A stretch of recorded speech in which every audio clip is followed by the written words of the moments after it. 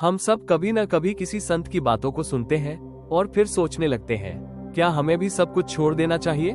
क्या यही मोक्ष का मार्ग है? लेकिन क्या यही सही अर्थ है उन बातों का?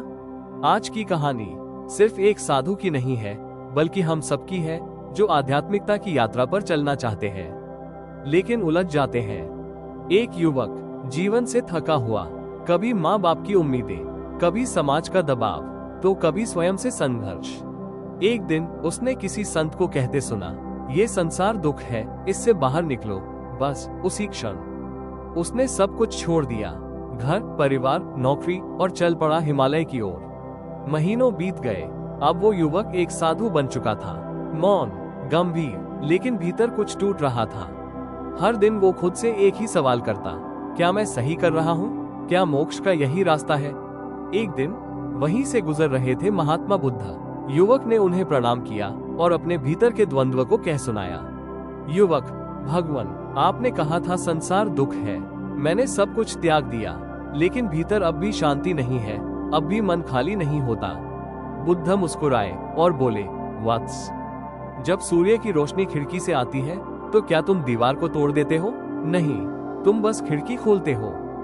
बुद्ध, त्याग का अर्थ है मोह का त्याग, कर्म का नहीं। घर छोड़ देना आसान है, लेकिन मोह छोड़ना कठिन है।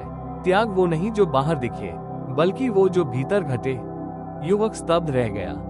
बुद्ध फिर बोले, जिसने जीवन को समझा नहीं, वो उसके भ्रम से भाग जाता है, और जिसने जीवन को जिया है, वो उसे बदल देता है। उस दिन उस युवक ने फिर से घर की ओर यात्रा शुरू की, पर इस बार साधु नहीं, बल्कि जागरूक गृहस्थ बनकर, क्योंकि उसे अब समझ आ गया था, संसार को छोड़ना नहीं है, बल्कि उसे जागरूकता से जीना है। सत्य को जानो, पर आंख मूंद कर नहीं, जागकर, सोचकर, समझकर, क्योंकि आध्यात्मिकता संन्यास नहीं, संतुलन है। अगर ये कहानी आपके भीतर कुछ हिला गई हो, तो इसे लाइक करें, अपने विचार कमेंट में जरूर लिखें, और ऐसे ही और प्रेरणादायक विचारों के लिए सब्सक्राइब करें। हम फिर मिलेंगे एक और गूढ़ सुंदर कथा के साथ। धन्यवाद।